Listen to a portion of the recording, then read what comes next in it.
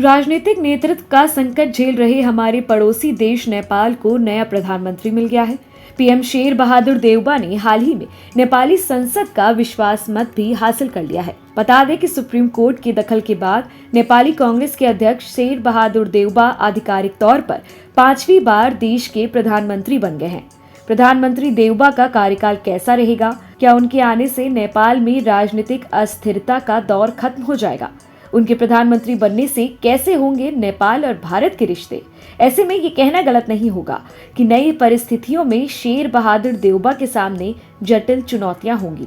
आपको बता दें कि देउबा साल 1995 से 1997 तक, फिर 2001 से 2002 तक और 2004 से 2005 तक नेपाल के प्रधानमंत्री रह चुके हैं। वो नेपाली कांग्रेस के अध्यक्ष भी हैं। उन्होंने साल 2017 में भी नेपाल के 40वें पीएम के रूप में शपथ ली थी। 13 जून 1946 को पश्चिमी नेपाल के दादेलधुरा जिले में एक गांव में जन्मे देउबा की कॉलेज से ही राजनीति में काफी दिलचस्पी थी। 60 के दशक में वो राजनीति में काफी सक्रिय हो चुके थे और काठमांडू की सुदूर पश्चिमी छात्र समिति के नेता बन चुके थे। ये छात्र समिति मुख्य धारा की राजनीति में काफी प्रभावशाली मानी जाती है। इसकी मदद देश के बड़े बड़े नेता लेते हैं। 1960 और 1970 के दशक में पंचायत व्यवस्था के खिलाफ काम करने के लिए उन्हें 9 साल की जेल भी हुई थी। फिर 1980 के दशक में नेपाली कांग्रेस की राजनीतिक सलाहकार समिति के समन्वयक के रूप में भी उन्होंने अपना योगदान दिया। देउबा ने कानून और राजनीति विज्ञान में भी मास्टर्स की डिग्री ली है।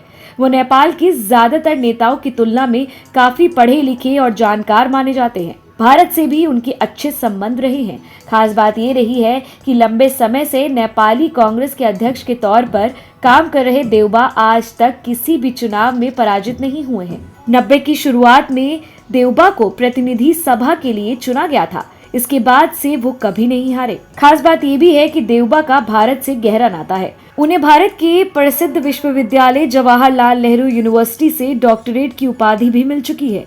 भारत की सांस्कृतिक और सभ्यता के प्रति उनका गहरा लगाव है। अगर भारत के साथ रिश्तों को देखें तो केपी ओली के कार्यकाल में दोनों देशों के बीच खटास पैदा हुई थी। दोनों देशों के बीच कई विवादित मुद्दों पर टकराव की स्थिति उत्पन्न हुई थी। ओली की गिनती चीन के समर्थक के रूप में है।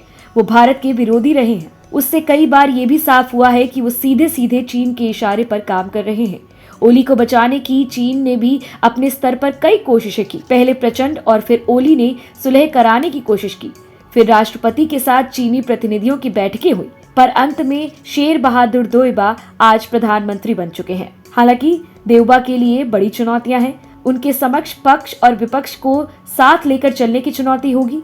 संसद का आधिकारिक तौर पर भरोसा जीतने की भी बड़ी चुनौती होगी। सत्ता से बाहर ओली गुट भी उनके लिए एक बड़ी चुनौती खड़ी कर सकता है। ऐसे में देउबा की राह आसान नहीं होगी। आपको हमारा वीडियो पसंद आया हो तो इसे लाइक शेयर कमेंट जरूर करें और चैनल को सब्सक्राइब जरूर करें।